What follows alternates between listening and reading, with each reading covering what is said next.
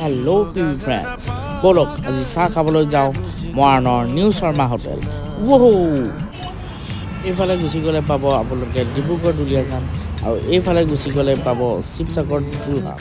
হোটেলখনত সোমাই আপোনালোকে চৌকাছত বিভিন্ন ধৰণৰ সুস্বাদু মিঠাই দেখিবলৈ পাই যাব। আপোনালোকৰ ডিঙিটো যদি বেছিকৈ শুকাই গৈছে তেতিয়াহ'লে এটা আইচক্ৰীমো খাই ল'ব পাৰি। এই বিখ্যাত হোটেলখন ৰাতিপুৱা 5:30 বজাৰ পৰা গধূলি 9:30 বজালৈ খোলা পাব। ইয়াত 10-12খন টেবুল আছে, গতিকে আপোনালোকে আহিলে ৰৈ থকাৰ সম্ভাৱনা খুব কম। লাহেকৈ টেবুলত বহি ল'লোঁ।